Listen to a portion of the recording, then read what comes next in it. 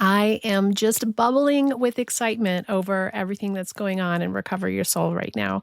First, the Recover Your Soul, a spiritual journey of healing from addiction, codependency, and people-pleasing book, which is a spiritual memoir of my walk through my own recovery and the profound changes in my life that had happened through what I now call the Recover Your Soul process, launches on April 13th. I am overjoyed. It will be available on Amazon. And I'm really excited because we're having some book launches. One of them is going to be Friday, April 17th here locally in person, and be on the lookout because I have some virtual launches happening as well. But it's just before the April retreat in Colorado. You've been wondering, should I go to Colorado? Should I do a retreat with Rachel? Yes, yes, yes, yes, and yes. Come join us for the book launch on Friday night and an incredible weekend of transformation, working your inner healing journey. You will not be sorry. I am so excited for everything that we're doing together because our healing heals the world. Today's bonus podcast is a wonderful interview with Eric Zimmer. He's an author, teacher, speaker, and creator of the One You Feed podcast with over 50 million downloads and a new book called How a Little Becomes a Lot, The Art of Small Changes for a More Meaningful Life.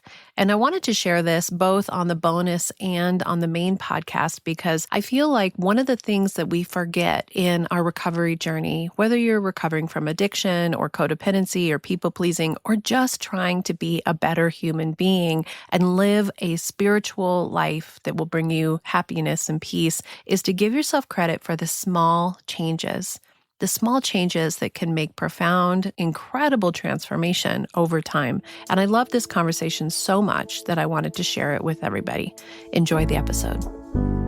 Welcome to the Recovery Soul Bonus Podcast, a spiritual path to a happy and healthy life. My name is Reverend Rachel Harrison. I started Recover Your Soul after having profound changes in my life from my recovery of alcoholism, codependency, and control addiction.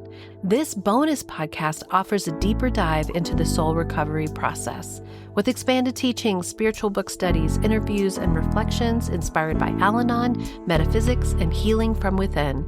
For us to overcome external circumstances, we need to turn the attention to ourselves, focusing on our inner change and healing. Positive results in our life will follow. Welcome to the Recovery Soul Podcast. I'm Rev Rachel, and I am so happy to be here today. I have a wonderful guest who I'm really excited about because he is in the recovery world and the spiritual world. He has a very popular podcast called The One You Feed, and he is coming out with a book, How a Little Becomes a Lot. Welcome. Thank you for having me. I was looking at your podcast and at your website, and I'm really excited for us to connect because we're both on the recovery world. We're both recovered addicts. We're both sharing from a place that's outside of 12-step, but also appreciating the gifts that has. And your podcast it's big, and you've had amazing guests, Tara Brock, Gabor Mate, Elizabeth Gilbert. And I think it said you've been podcasting for 10 years, 800 episodes in. 12. Is that right? 12. 12 years. Insane. I can't believe I've done anything for 12 years. So just as a short sort of lead in, as a recovered addict, the main part of the story is really where we want to talk about your book and what that's doing. But give us a little background about how you got to where you are here from something similar to mine, from addiction. Well, it's a long story. I'll try and give you the abbreviated version. 30 years ago, I was a homeless heroin addict. I weighed 100 pounds. I had hepatitis C. I was yellow. I had just been charged with 5 grand felonies. The prosecutor was telling me I faced 50 years in jail. So I wasn't doing great. And now today, through one simple trick I can teach you all this afternoon, here I am 30 years later. That's a joke, obviously, because there are no simple tricks. So I got sober then in 12-step programs, and I stayed sober about 8 years. And then I began drinking again. I never went back to the heroin, but I was drinking and smoking pot. And then I got sober again, of which was 18 years ago.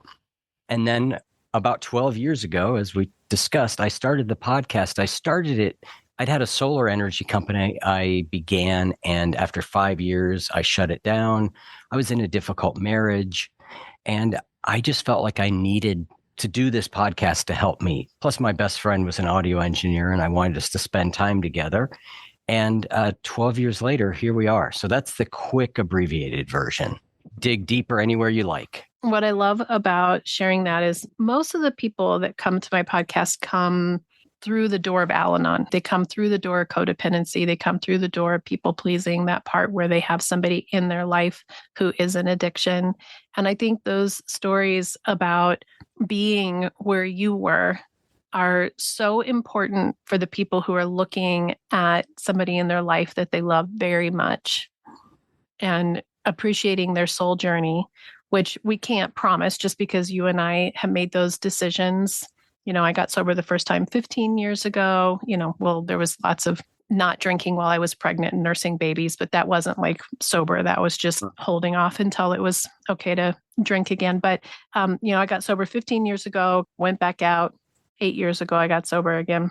Mm-hmm. And I think it's important for us to recognize like how you can be in a place where you're looking at 5 felonies, how you are homeless on the street, that was part of your soul journey. Do you see that now as an essential piece of your soul's journey to get you to where you are today?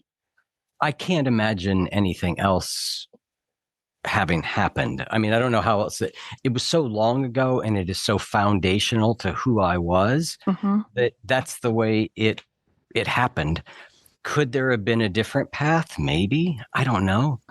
That certainly seems like a low bottom, but I know people who've had bottoms like that keep going. I mean, what's interesting is I got sober then with a really low bottom. The second time, 18 years ago when I was just drinking, my life looked great on the outside. I just gotten the best job I'd ever had. I was doing well financially. I was raising a son and doing well there. I mean, across the board, it looked good. But inside, I was just as sick as I was back then. I could feel it. Mm-hmm. Luckily, I'd had enough recovery. I could feel that I'm out of control. Mm-hmm. I could feel that I put drugs and alcohol above everything else in my life again. And I feel really fortunate that I managed to get sober. I almost think the second time is in many ways more miraculous than the first. The first was just obvious. It doesn't take a Rhodes Scholar to be like, all right, this guy is living in a van. He weighs 100 pounds and he's going to jail for 50 years. Maybe, buddy, you should give it a rest, right? But this next time, it was harder because on the outside, everything was good. And that's a little trickier. It's a little trickier. But yeah, I really relate with what you're saying about Al-Anon. I mean, I certainly have had my time in Al-Anon. I've had my share of people I love that are addicts. I certainly have my share of people-pleasing tendencies. And I know what it's like to be close to someone who's destroying themselves. It's really, really, I don't know of anything harder. I almost think that's harder than being the addict in many ways. Yeah, I think last night my husband said, and it was interesting because he said that he could really feel for the people in the Recovery Soul community who are watching their children struggle. And this was a person who's now recovered in so many ways who couldn't feel it when our children were struggling way worse before, right? Yeah. And because he was still in his disease in many ways on both sides, and addiction and codependency and anger. And so for him to like have that change of heart with himself where his heart is opening was really beautiful. It was an example of this work that we're doing, I think, as a collective consciousness that's really opening up more tenderly to everybody through our own journey of healing, the massive importance of our own journey of healing. When you started the podcast, I know I did the exact same thing. I started a podcast about a year after I got sober, and it was really for me. And then through that, a path of healing presented itself that I call the Recovery Soul process. And you have one that called the Aligned Progress Method. Is that created from your journey? One of the things I like about what you speak about is that there's just take small steps. I'd say the same thing. You don't have to take huge actions. It's like just shift a tiny bit. So is this method that you have what has changed your path so dramatically over the years? Well, the aligned progress method is specifically a program that I offer to business owners. Okay. It's primarily for entrepreneurs, business owners, and it's about sort of aligning our deeper selves with the work that we do. I see. Now, my book is, it's in many ways what I've learned through mostly being in recovery for the better part of 25 years, through coaching hundreds of people, through taking thousands of people through my Wise Habits program. Mm-hmm. Yeah, it is sort of a culmination of the best things I know about what it means to live a meaningful life and how to make change.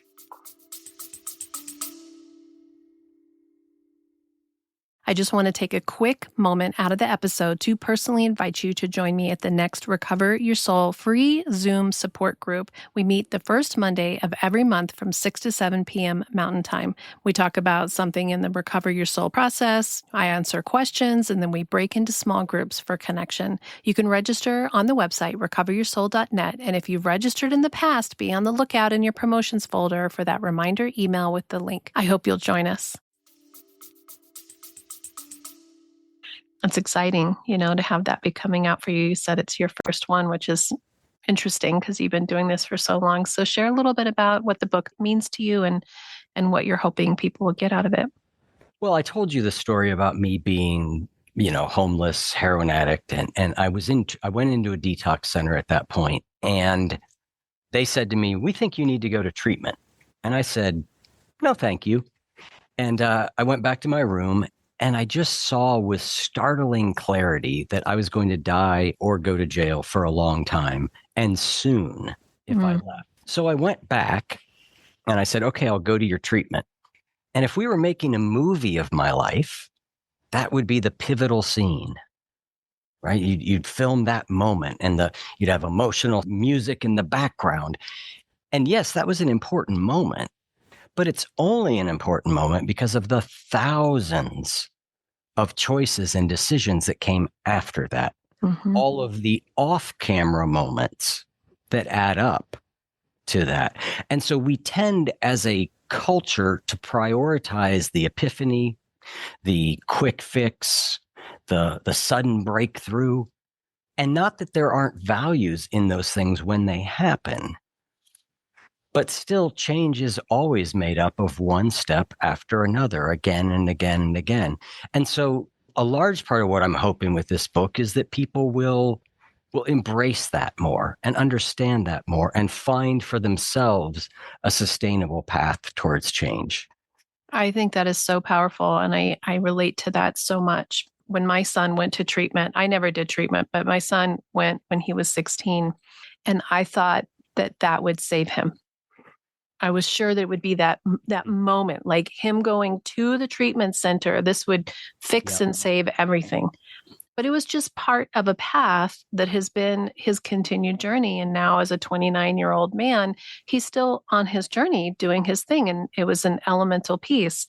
And in my journey, walking in the rooms of AA and finally admitting that I was powerless was just one part of a daily progression. And I think there's a lot of people who aren't giving themselves credit for how important those minute changes that are deep and long lasting change your trajectory down the road. Yeah. I mean, that time that I got sober was not the first time I entered treatment. It was not the first time I went into a detox center. I had been trying things in some form or other for years to fix myself. We all start with substances in some version of like, well, okay, maybe I'll drink, but I won't smoke weed, or I'll drink beer, but not whiskey. I'll only do it on the weekends. So we're trying, and all of that matters, right? It all matters. I tried before I came back, after I was sober 8 years, went back out. Before I came back, I tried moderation management, which is a program that was out there that was intended to teach you to moderate.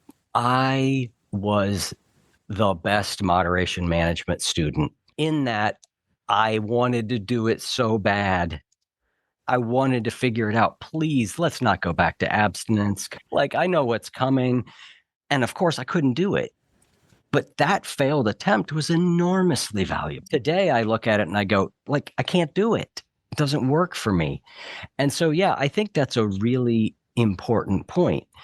And I do think that alcohol and drugs and abstinence are tricky because we grade it at either 100% or zero. Most things in life, it doesn't work that way, right? You don't either get 100 or you get zero. You're like, oh, I'm at 75%. Okay, that's decent. Oh, I'm now at 80%. That's better than I was. But I think looking at recovery that way can be valuable. Now, I get why abstinence is a goal. It's my goal. It's because with enough abstinence, the problem goes away, which is enormously valuable. If you think of alcohol or drugs like a magnet, right? You just want to be as far away. If you're metal, you want to be as far away from that magnet as you can be. But judging 0 or 100% is really problematic. I agree. I think that there's this thing about relapse, right? Like I relapsed and it's like you go back to zero. But you don't go back to zero because you have all this experience, you have all this knowledge, you have all this inside of yourself that you've learned about yourself.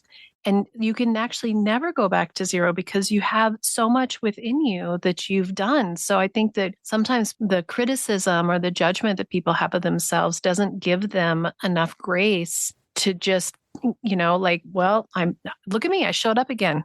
Yep. I showed up and I'm going to do it again. I had a coaching client who she came upon this idea herself. I can't take credit for it. I talk about it a lot. And we were working on her relationship with alcohol. And she could not get long-term abstinence. We could get 3 weeks. We could get a month. We could get 3 months. We might get 4 months. We just could not get long-term abstinence. And she was so hard on herself. She was so hard on herself. And I encouraged her. I was like, we've got to look at progress. We've got to look at progress. So she came up with this idea. And what she started doing was putting a marble in a jar for each day that she stayed sober. If she drank, she just didn't get to put a marble in. She didn't pull a marble out. She just didn't get to put one in. And what we were able to see over a period of time is there are a lot of marbles in that jar.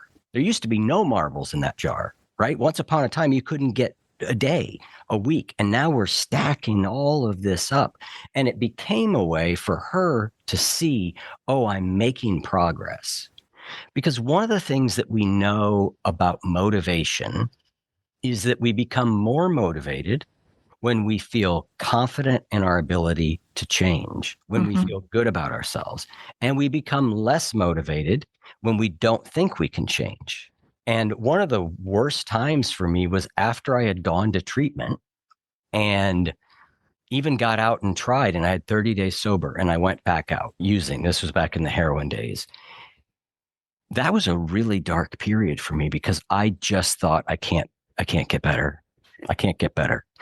Yeah, that was a dangerous place to be. And so, yeah, we have to be able to see the progress we're making on our journey to recovery. And it looks really different for everybody. So in that moment where you went back out and you're feeling that thing, what was the moment of grace that moved the needle from I'm hopeless to there's hope for me? Well, what happened was I got arrested and I had been living in the back of a van. I got arrested at work. I was a cook, and the police came in and hauled me out in front of everybody. And I had been living in a van that was owned by the restaurant, so that was gone. And I had been stealing money from the restaurant to finance my drug habit, and now that was gone. Obviously, they were not having me back. So I had nowhere to live, and I had no money, and I had a $300 a day habit. And so I went to the detox center because I just didn't know what else to do. It was winter. It was, December 20th or something, December 17th. So I went in there just to buy myself a couple days. And that's when I went to treatment.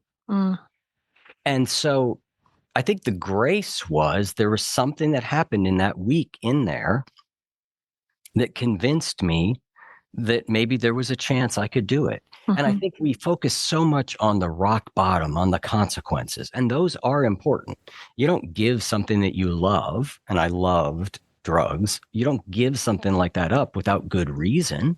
So consequences are important, but they have to come together at the same time with some amount of hope. Mm-hmm. And when those two can come together, that's the fertile soil at which recovery can grow out of. And so for me, the only hope I could find was just seeing other people say, I was just like you and now I'm different. Mm-hmm. Because I didn't have any hope in myself. I didn't have any belief in myself. I've been singularly unable to change, it seemed. Right. And that's why recovery programs are so valuable, is I just had to borrow everyone else's hope for a while. Mm-hmm. And then a week, a month, oh, look at this. Wow, I'm doing it. Oh, geez. I've never been sober 31 days before. So yeah. Marbles in the jar. Yeah. Yep. I look and I think, I don't even think about alcohol or drugs anymore because it's been 8 years. I'm so far away from the magnet, that it's shifted. But I think the benefit of the work that we do is we get it, so that when you're dealing with people who might be in their own addiction, or you're witnessing for somebody who's watching somebody else, it's out there. It's in there, and the magnet's heavy. Oh, it's brutal. It's brutal. I always say it's really, for me, addiction is around being heartbroken, and it's a rediscovering of ourselves. It's a solution, right? And the solution is a protection. And so you have to be willing to look more deeply at yourself. And it's not just addiction to drugs and alcohol. It's being checked out. It's being asleep. It's being codependent. It's, the places where we're putting the energy on everybody else, the focus on everybody else, that somebody else is the solution. I'll feel better if this was better. I'll feel better if I take this drug or alcohol. But underneath, there's something to learn on the inside. So what have you been learning about yourself that's helped heal that brokenness? Although I don't think we're all broken. I think we have broken hearts, but we're not broken. Well, I've been on this path a long time. So a lot of things. In the beginning, for me, what I got in 12-step programs was this idea of selfishness, self-centeredness being the root of my problem. And that stated a little harshly, but I needed that. I got that. I went, oh, you're right. All I do is think about how I feel. I don't like how I feel, so I get high. All I care about is getting high at the expense of the entire world and everyone else. And so for me, that was stern medicine, but it was useful medicine. Mm-hmm. Over time, though, what I began to realize was there is a reason that I was that way. And I am always a little suspicious of really tidy narratives, meaning like, oh, I'm this way because my dad was that way. Mm-hmm. So many things influence us, who knows, right? But we can see some general causes. And so I was able to look at like what it was like for me growing up as a child and in what ways did that impact me. And that was a valuable then next part of recovery for me. And I would say after that, it really started to become more about how do I work with my mind and my emotions more skillfully. So this led me pretty deep into a meditation practice, into a Zen practice. That's where my spirituality sort of came. I tried really hard when I got in 12-step programs. I got sober in 1995 in Columbus, Ohio. You can imagine that the God that with a higher power that was on offer was a pretty predefined higher power. Right? And I tried so hard to believe it, but I didn't really. Mm-hmm. So when I came back the second time, I was like, okay, I have to find what works for me. And so that for me was recognizing that there were certain sort of spiritual principles that if I did my best to live that way, I could handle whatever life brought my way. So there was some of that. So I think it's just an unfolding, but the whole process in some level comes back to being able to be with difficult emotions. Yes. To say, I really don't like how I feel right now, and I don't have to change it. Now, there are things I can do that are skillful that I know are helpful, but I can sit here with this and I don't have to fix it immediately.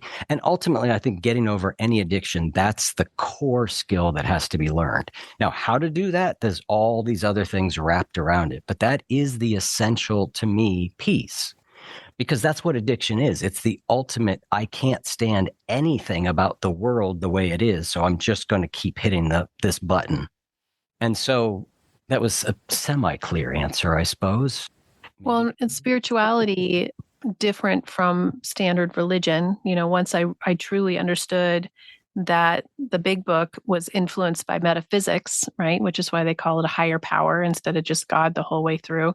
And they were just using the terminology that was acceptable in the day and is around acceptance and around looking beyond what we think we know. And so acceptance, I think of that, of the difficult emotions or the stopping trying to like not feel the feelings, but to actually allow yourself to have the feelings. I feel like acceptance of yourself, acceptance of the situations.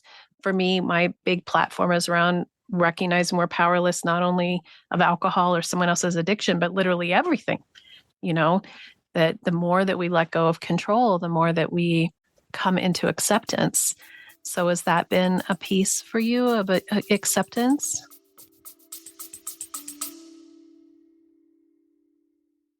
Are you ready to recover your soul and take your power back? Are you ready to learn how to be okay and even happy and free and at peace, even when the people around you and the world around you isn't okay? That's what the Recover Your Soul process has done in my life, and I want to share it with you. There's lots of ways to do this, and I want to just see if I can get through it quickly. First is I want you to have it for free. This is essential to me that I'm of service to you. And you can go to the Recover Your Soul website, go to the About Recover Your Soul page, and there is a mini workbook that you can get for free. Look deeply at the steps. Work them in your life on your own. Your soul knows the way.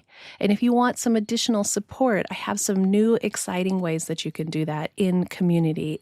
First is that I have Recover Your Soul step modules on the website. And you can either buy those individually, but what I realize is that we need each other. And so I've created the 9-step self-study collective. For a monthly membership, you can have access to all of the teaching modules, do them at your own pace, and then twice a month, we'll hop onto Zoom together live.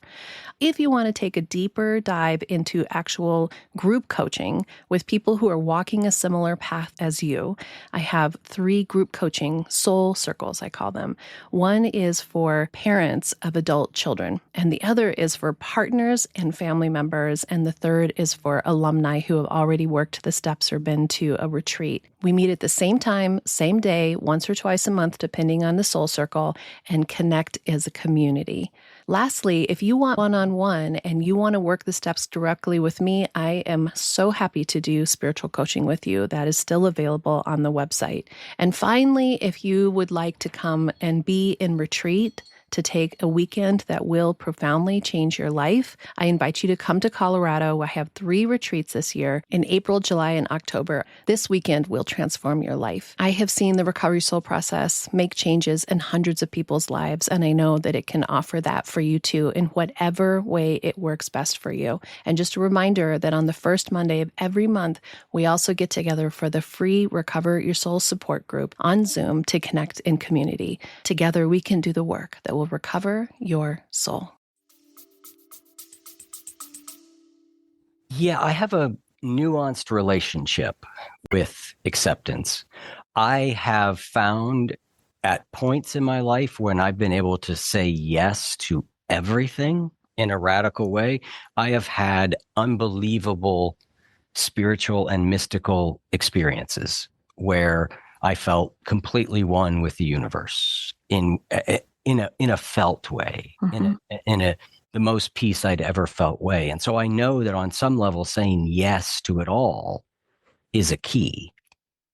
And I also feel like I love the serenity prayer. I love it deeply because it doesn't say we should accept everything or that we should change everything. It says you got to try and sort that out. Mm-hmm. And the problem is that most things in life aren't one or the other. Like, I can't change the weather. I can change my clothes. Okay, lovely. But everything else is in between. So what parts of it, what aspects of it should I change? What aspects of it should I accept is the hard part to sort out. And even with powerlessness, like I was powerless, except I wasn't totally, because then I was the one that was making choices to bring more power into my life. And so it's all nuanced. Like I ultimately believe, like you can, like we can't control things, but we can influence things. Absolutely. Right? Yeah. Like, I can't control whether what I'm going to be like when I'm 80, what my health will be, but I can influence it. Mm-hmm. And so I think for me, that's what I'm always trying to figure out is like, how do I do what I can and then let go of the rest? A book is is a perfect extension of this. I wrote the best book I could. I'm sharing it as widely as I can, talking about it, trying to get it out there. But after that, I really do need to let go. Mm-hmm. Right? Because I could do all that and the book could do incredibly well, or I could do all that and the book could do poorly. Who knows? And so that's the tricky part for me is sort of trying to, and it's why I just love the Serenity Prayer because it brings me back to that. And that wisdom is the magic to me. Yeah, I resonate so perfectly with what you're saying. I align so much because I think that we think and we've been taught in such black and white, and we're being given more and more opportunity to be in the beauty of the middle. Yeah. So when to say that we're powerless doesn't mean you're just throwing it off like, I don't care. It's really like to recognize that you are powerless, but your presence, who you are in your being, how you show up, the energy that you have, the intent that you have has more power than any trying to control anybody else. Yeah. And the intention in the book, the same with my book, if I was writing the book to become a best-selling author, I'm missing the point. The point is to be of service. The point is to be our most authentic selves. The point is to share our journey. And the point is to trust that it will reach exactly who it needs to reach. And it'll be fun to see what happens in that, but I'm going to do just like you, everything I can to get the message out because that is what we can control. From our acceptance place.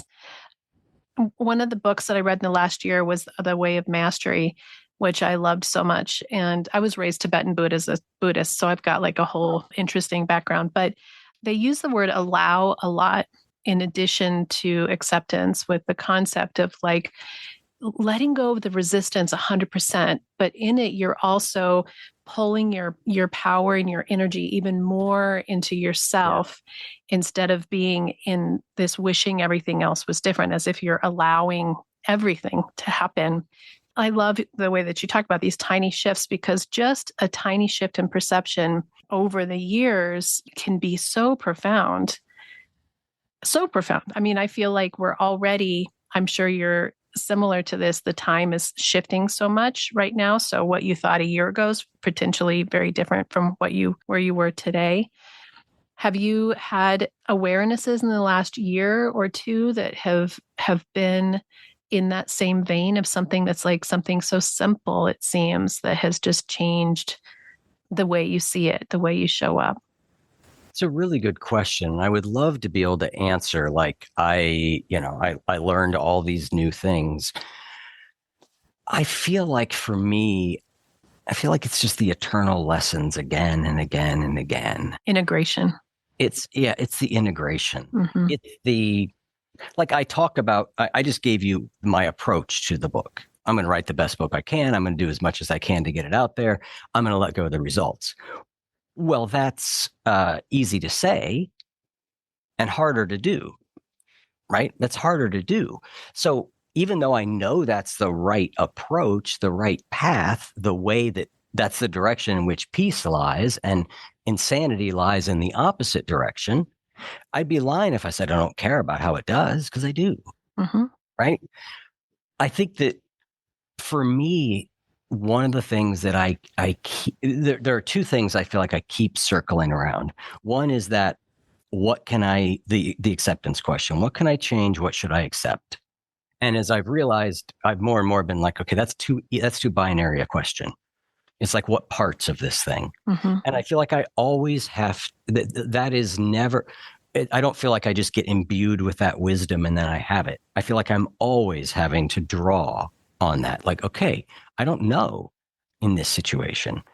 And then the second is that pull. And I love the way you started us, right? You started us before we hit record with a reminder to try and be selfless, what we do. 30 years ago, I read that line, selfishness, self-centeredness is the root of our problem in the AA Big Book. And I recognized it and I saw it. 30 years later, it's still the thing I have to work with, right? It is the core thing that comes on. I have what I want, I have what my desires, I have all that. And then I have what I think is best for the world. And if anything, I feel like moral dilemmas and ethical dilemmas have become more painful for me in recent years Mm-hmm. because I see deeper into that truth. And I Yeah. more and more see, like, am I being a hypocrite? Like, am I really doing what I should? Am I giving enough to the world? How much should I? And so I don't know that it's new insight so much as just continuing. Life keeps changing on us. And so as my life keeps changing on me, my thing is to keep applying some of these eternal principles and ideas that I know, to just keep applying them to situations that keep getting different. Right. And those tiny shifts, and just Yeah. being present. I think being raised Buddhist is that self-centeredness is the foundation of Buddhism, and it's not about denying the value of yourself in your existence, but the recognition that our suffering comes from our attachment to the self, at the Yeah. same time. Yeah. So it's the eternal human experience. Right. And I don't think, I mean, maybe the goal is to be a bodhisattva. I mean, I guess in some ways that is the goal, like a completely selfless being. I also try and be reasonable about what it means to be human. I mean, it's why I've done a podcast for 12 years that has the story of we have two wolves inside of Right. us, right?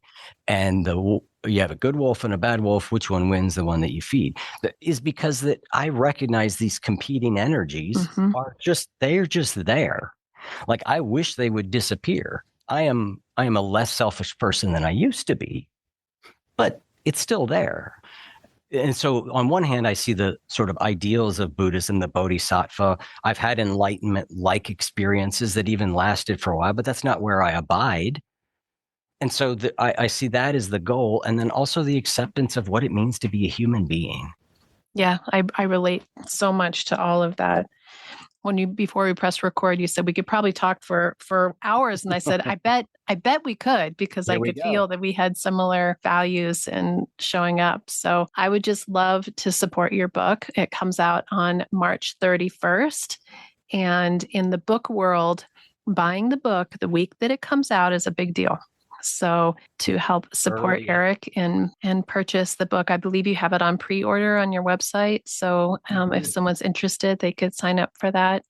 I think that us sharing this wisdom and us all supporting each other, remembering that we're not alone in it. That's what I love about what's out right now. And I think this community that's growing around recovery, that's so broad and so beautiful and holds so much space, is transforming the way that we see addiction, that we see the journey of the soul, that we are present with people.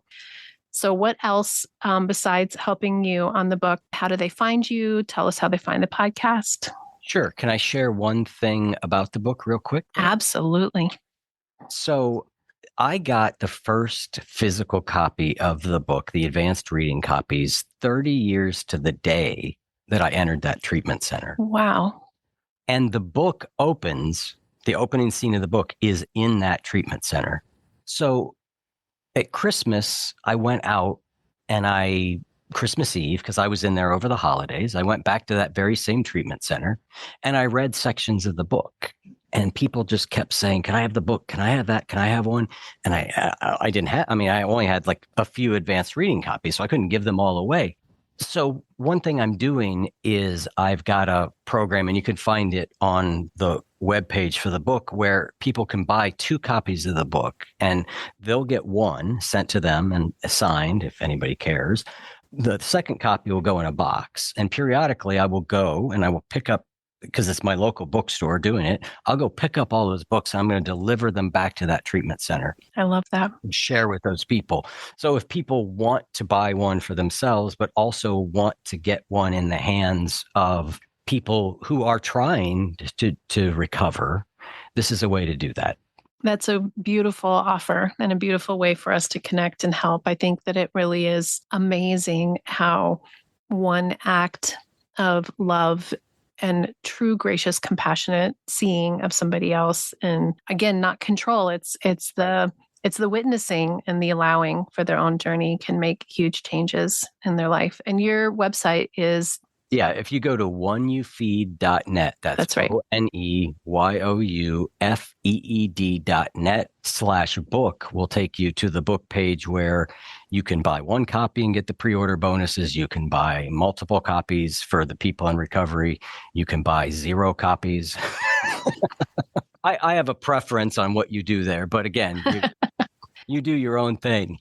Well, I thank you for your time today and your graciousness. And I'm excited to see how the book reaches out into the world, and grateful to be sitting here sober, side by side, doing this work. Amen. Yeah. Thank you so much. It's been a pleasure. Thank you. Until next time, namaste. Thank you for trusting me to be part of your journey to recover your soul and being part of this incredible community. There's so much going on, and I hope that you'll get involved. First, I want to invite you to our free first Monday of every month support group from 6 to 7 p.m. Mountain Time on Zoom. This is where we come together in community, meet in small groups, and connect on our Recover Your Soul journey. I'm so excited to announce that on April 13th, the long-awaited Recover Your Soul memoir around my walking the steps that created the Recover Your Soul process and how it profoundly changed my life from codependence, addiction, people-pleasing, an unhappy marriage, an unhappy life, to what I am living today, peaceful, happy, and free. I also would love to invite you to join me for the Friday Recover Your Soul bonus podcast, where you get an additional episode taking a deeper dive into this amazing restorative process. You can become a Patreon member or an Apple Podcast subscriber to receive over 200 past episodes and get a new episode every Friday. Free members on Patreon have access to listen to new episodes for the first week. And of course, I'm on social media, and I'd love to have you follow Recover Your Soul on Instagram and Facebook, and even join the private Recover Your Soul Facebook community. If you enjoy Rev Rachel's meditations, I encourage you to follow me on Insight Timer for an entire catalog of guided spiritual meditations. All of this, along with ways that you too can work the Recover Your Soul 9-step process to healing and awakening, can be found on the website recoveryoursoul.net. And lastly, thank you for sharing this podcast and community with any friends or family that you think that it would support their spiritual journey to healing and awakening. And those 5 stars and great reviews help us spread the word and increase the algorithm so we can reach even more people. Together, we can do the work that will recover your soul. The Recover Your Soul podcast and its content is for educational purposes only and is not allied or representative of any organizations or religions. It's based on the opinions and experience of Reverend Rachel Harrison. Recover Your Soul claims no responsibility to any persons or entity for any liability, loss, damage, or cause alleged to be caused directly or indirectly as a result of its use. Applications or interpretations of the information represented herein. Take what you need and leave the rest.